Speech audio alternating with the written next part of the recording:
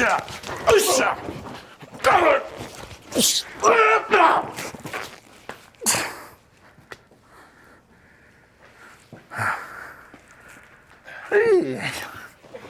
you okay? Yeah, fine. Good job. I just Thanks. Okay. Let me get you to look at camera 2. Let's break it down while everybody's there. Yeah. Camera 3. Okay, now that everybody's back on their feet and nobody's dead, I'll recreate that scene you just saw. It was based upon a real scene that's happened in my life. The truth was I was actually on a dance floor dancing with a young lady, and her ex-boyfriend was creating problems behind me. When we were talking, he started trying to cause problems. Because it was a dance floor, I kind of ignored it as a real crowded dance floor, tried to move 2 or 3 times. Then I got caught. When I tried to brace myself, he came around and hit me with a beer bottle, boom. As I went to spin and turn, he stabbed me in my shoulder. So my first move is to slide out underneath their feet, and this is one of Jim West's absolute favorite techniques, is to get people with their forearm backing up, weight on their heels, and chin up in the air. From this position, I like to just walk straight into them and nail them with an elbow. This has ended many a fight. The secret to this is to get the guys back on their heels going backwards and then pursue them real heavy. When I was pulled from behind, don't know if he was an innocent bystander, got into a trip position, another elbow, down he goes. As I thought it was over about this time, I got hit. On my way down, we looped him into a front headlock, and he was so big and heavy as we hit the floor, we fell into, protect myself with the knee, but straight into a DDT with a choke. And this is where the fight ended. Ryan Morin asking this question: if you are going to be physically attacked, how do you determine which defensive technique the best to employ if you only have one chance to get it right? You know, again, that's one of those, it's kind of a little bit of a loaded question, because every situation is different.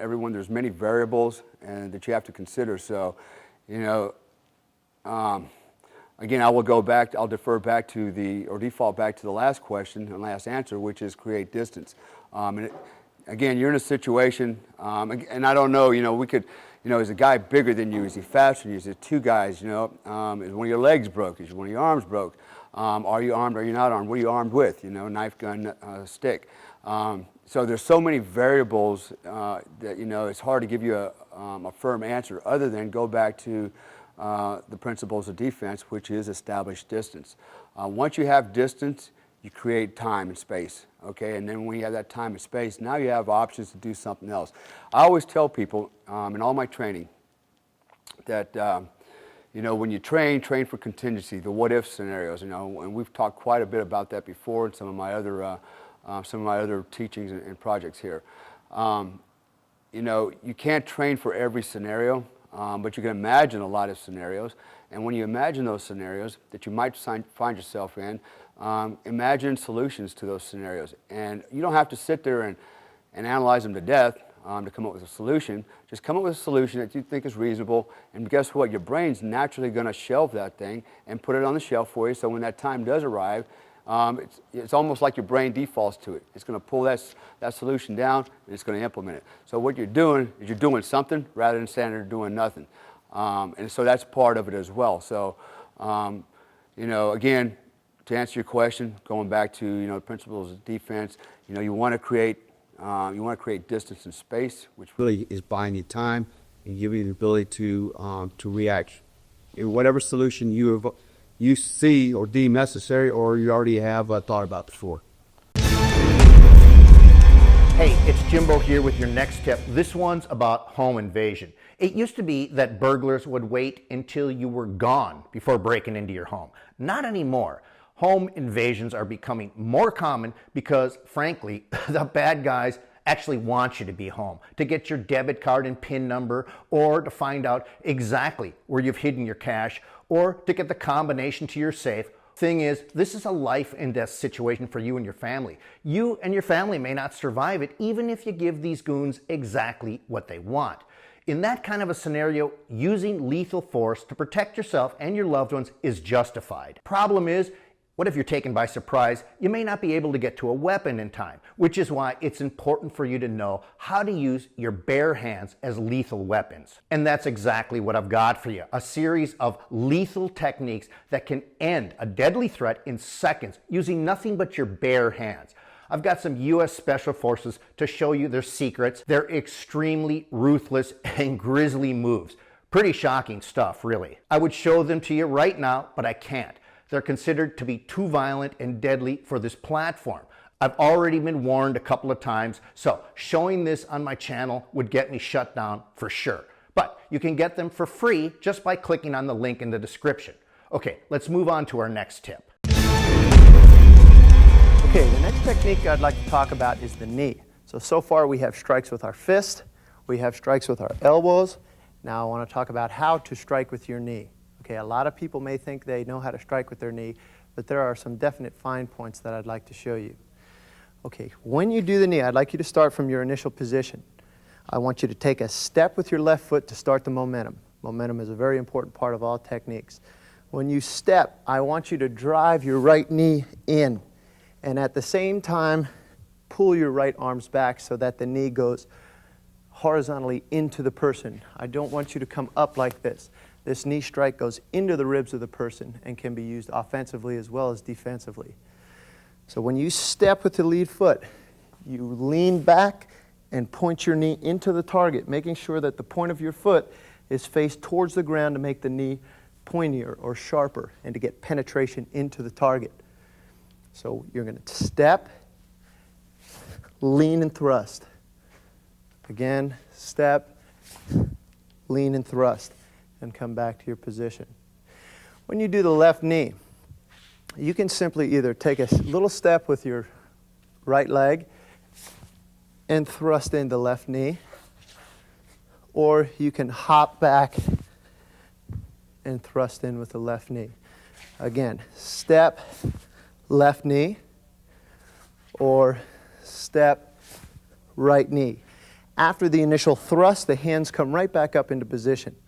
Again, I teach the SEAL team guys never to count on an anatomical response, never rely on some kind of set pattern or set of techniques to work. You have to have the ability to strike in combination and keep striking until the job is done.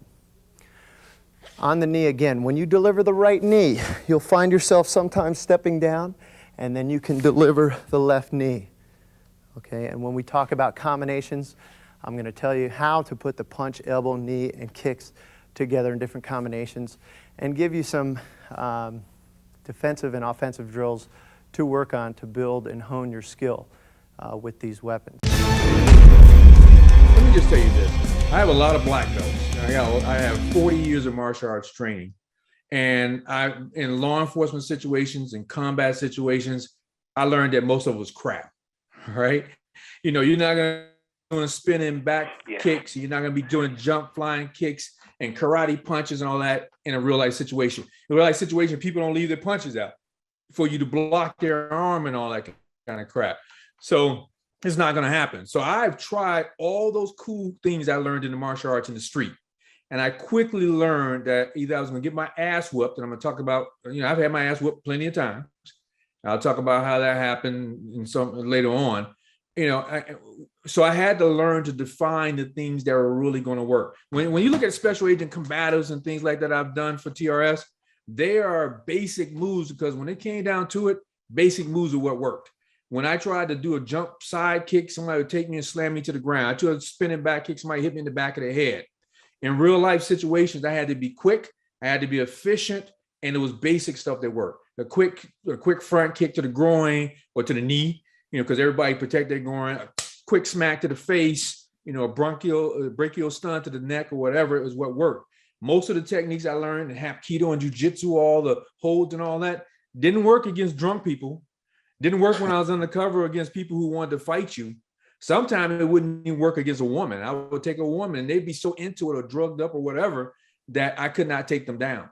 So I had to learn to get rid of all the crap techniques that I learned. I won't say it's crap. Sport martial arts and all that, it's great.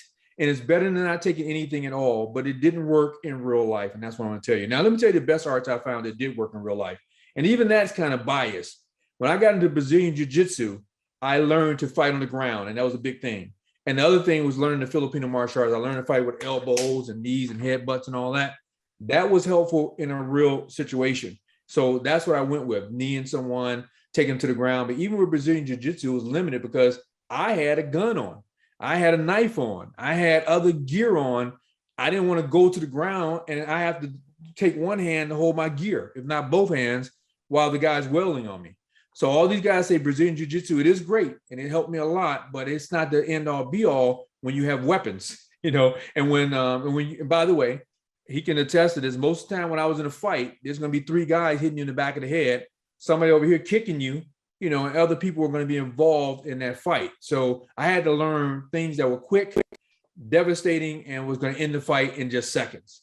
You know, one time in Chicago, I'm going to tell you, I got jumped by 3 guys.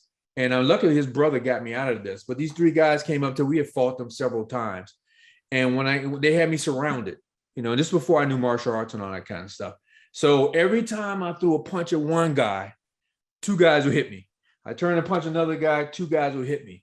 You know, I picked up a bottle and started trying to go at the bottle. What saved me was his brother, my brother, and a couple other guys came around the corner and saw what was happening, and they jumped in, you know, and was able to save me. So back then I didn't know better. I'm trying to use my old karate I learned in school, and that didn't help me at all. Now let me fast forward to when I was an undercover agent one time, and I fought 3 guys. And I'm undercover. I have a gun and small on my back, but I didn't have time to get to it. One guy actually had a samurai sword, you know, and 2 of his other buddies, this is doing a drug deal. And his buddies weren't supposed to be there. But the 2 guys and him came after me. Now I had a baton, and what happened is I was able to bring out my baton and use some of the techniques I learned from Filipino martial arts to hold these guys off until my guys were able to come in. So, you know, I kicked one guy, pushed him back on the couch. I'm using my baton to fight these other guys, and I'm keeping spacing. I'm keeping them in front of me because that was the only way I was going to defeat 3 guys. Plus I had the weapon, and had it gone much longer, I wouldn't be able to defeat them. So luckily the other officers, we were wires. They could hear me talking. They come through the door and they take these guys down, you know? So those are the kind of situations where I would have multiple attackers and was able to fight these guys and use some of the techniques I talk about for multiple attackers. You hear all these things about keeping them in front, and, you know, and that's what I was using distance and keeping them tripping over each other while I'm wielding these guys with a baton. Without the baton, I wouldn't have won either. I wouldn't be able to defend myself. Weapon is a nice equalizer. That's why I said Filipino martial art. I learned how to use a knife. I learned how to use a stick, a gun. So that's reality. Reality is not the karate fights you see on TV. In the years that I've spent witnessing altercations, oftentimes fights begin with a shove, whether it's male or female. Generally, it's male. But in this case, when he's shoving, what he's hoping to do is knock me off balance. And from there, he's going to sucker punch me, or he's going to come in with whatever attack, whether it be a tackle or something else. As he shoves, I want to prevent from being off balance by not only stepping back, but ideally sticking my butt out here and bending my knees. So as that shove comes from high, I don't want to be caught with my lower back in a compromised position. As he shoves here, I want to step back, bending my knees and sticking my bottom out. Okay? From here, I can launch off because he's still close, whatever attack I feel like doing. In this case, it's a front kick straight to the groin. From here, I'm going to step forward and hammer fist right at the ear in this area, just like so, with the forearm part. As I hit, from here, I'm going to step up and side kick the knee, hyperextending it. I want to get to the inside of the knee right here. One more time, it looks like this. Nice and slow, he shoves, I step back, thus preventing him from off-balancing me. I'm going to front kick because that's closest to the groin. Hammer fist, right into the side of the head, right at the ganglia or the ear. Side kick to the knee.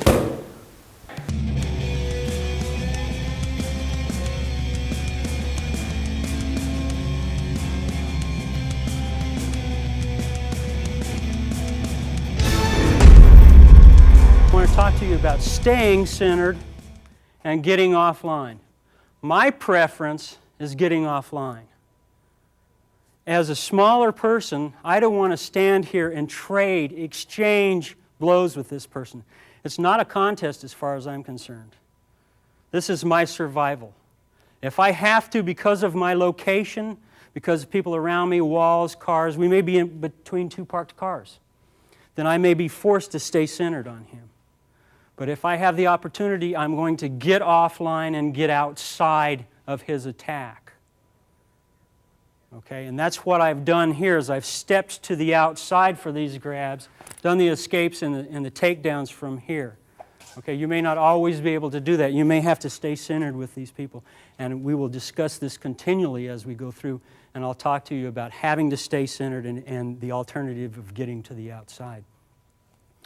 We will also talk about distance, timing, and intersection as we go, and how that affects your combative capabilities. Okay, now what happens if the guy grabs both of your hands? Okay, it's a double wrist grab. All right, a full speed attack would be simply the escape. I might want to back up and talk to you about this yelling thing. Okay, in the martial arts, some people call it ki-eyes, ki-ops. I'm just yelling at them because I'm mad. Okay, that is a very effective tool in your defense. If you get in this guy's face and show him that you've got an attitude, you're changing attitudes here. He wasn't expecting you to be screaming, going berserk, and be in the middle of him. He was expecting to be able to win, or he wouldn't have started the altercation to begin with. Now, because of the pad that he's gone on, my target areas have stayed down here to the center line that I was talking about, and I was using palm heel strikes. You could just as easily go palm heel strikes to the jaw, palm heel strikes to the nose, eye gouges, and so on. Feigning hook. Feigning hook is just what it is. You're feigning down low to the body to come up with a headshot. You hear, my enemy is in front of me. I'm just coming down and then coming back up with that hook and elbow. So it's a feint, bam. Again, I'm pushing off that back leg. I got my right lead. Bam. Moving in, keeping it tight so I can cause the most amount of damage and get his hands down. His guard's up here. I want to get his hands down with that feint so he keeps his temple and his jawline open so I can let him have it. Joe?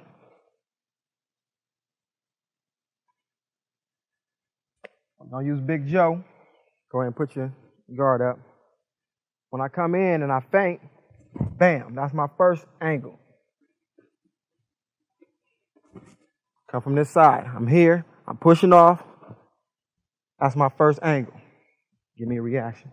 The first angle was here, giving to that body shot. If he doesn't want to drop it down, I'm going to make his arms drop by dropping him in that body shot. Once I drop that in, I'm going to come back up to the jaw area, temple area, up top with my hooking elbow. Bam! Again, get him down. Bam! Bam! Coming back up. Eventually, I'm going to start doing some other stuff, some other nasty stuff when we get into that. But right now, it's going to come here and here. Let's give another angle. We're going to come here and here. Once I come down here, if he drops that hand, bam, I'm coming back up here. Coming back up top with some serious bombage. Do you hear it? Do you hear it? Boom! And I'm knocking the cat out. So again, here, bam, bam. If I go to the other side and I have my left hand lead, I'm still going to go ahead and I'm going to come back up. Same thing, left hand lead, bam, coming back up, turn around. Left hand lead, sorry about that. Bam, bam. Ooh, Joe, you got the move, baby. So sorry about that. Joe is tough, so he's not worried about it. You ready? Yeah. So I'm going to come down, bam, and then come back up. Go ahead and move with it. I don't want to hurt Joe, because then he might do something to me. Bam, and come back up. Feinting, hooking, feigning hook. Again, you're feinting to get this cat off his guard. If you drop it on the body, it's a beautiful thing. I ain't mad at you, but just bring it back up top. First, technique we're going to cover on weapons retention is movement with a handgun.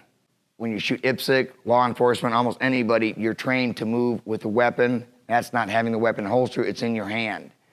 There's a real subtlety that unless we explain it to you, you wouldn't even see it. So what we're going to do is we're going to run through it a little bit and then show you the points that are going to double, triple your ability to hang on to this weapon. Let's make sure she's clear. Okay. Robert's going to go into a ready position. So go into your ready position. This is the way Robert, all these years in IPSC, was trained to hold his weapon. Now watch what happens. This is when we talked about momentum advantage. Very light slap. His weapon's up here. Okay, now do it correctly. Okay, watch the difference. Once again. Okay, this is so subtle. If you're watching this program, you go, I'm hitting exactly the same. Bring your weapon out incorrect. Okay, what happens is this. If you look real close, his arms are a little bit out from his body. Okay, he does have what they call the death grip on the gun. You're taught, grip it tight. But when I hit here, I got momentum advantage. From there, I can go into a joint manipulation, take the weapon. Now, when he goes to the correct method, it's very subtle. His arms went a little deeper in, okay, and his elbows put in just a little bit. What this does is when you're out here, you're holding it with your arms. When you're in here, you're holding it with your entire upper body. Now, he carries a little different than me. I'm a little bit more across my hip, which gives you a little bit more advantage. So do it loose, do it, okay? Normal way that most people carry, that weapon's up, that weapon's gone, okay? If he just pulls his forearm or his upper arms to where they're parallel with his upper body, suddenly your whole upper body is holding that weapon, okay? Now if I try to hit that, it's not gonna move. Now, if I were to come out and hit that weapon and try and take it, and he's loose like this, I can come up in here and take him. If he's tight, all he has to do to regain total control is take a step back. Distance is our friend. If I come up now and I hit that, and he takes a step back, he's got me. It looks real subtle. At home, if you got a live weapon, always make sure it's cleared. Try this. All we're doing, instead of being out here, is moving our arms slightly back, pulling our elbows in very slightly, and then suddenly your whole upper body is controlling that weapon. Elbow inserts. We're going to show you how to take a missed punch opportunity and really wreck someone hard. Now we'll go ahead and take a look at putting these things on pad drills and explain how we use them as inserts, which means we hardly throw the elbow as an isolation shot, meaning we're not going to have this guy throw, okay, you throw a jab and now you're going to throw an elbow. We're trying to make sure he's using these things out of a missed shot. So for example, if he throws a lead hook and I rock myself out of the way, just as he could use a slugger coming back from this far side, he opens up with the forearm. He can also throw a tight lead hook, but he misses on it because I pulled, the elbow will still be in position to catch me. Okay, you still watch even some, like Evander Holyfield still sneaks these things in there, and it's always called an accident. Doesn't look like it to me. When he throws that hook, pull it, there's the shot. So what I'm doing is I'm feeding, if we take a look at this, I'm feeding for the actual hook, and then I glide it out gradually for the miss. So it's here, here, here. Okay, again.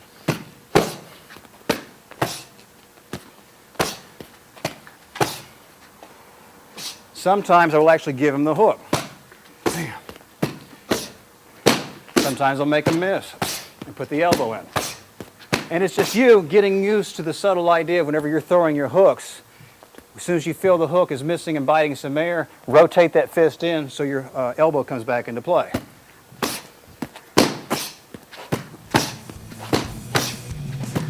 Thanks for watching our video lessons here at TRS Direct. Hit the like button down below and consider subscribing to our channel here on YouTube. Hit the bell icon and we'll send you a notification when there's a new lesson available. Thanks again for watching.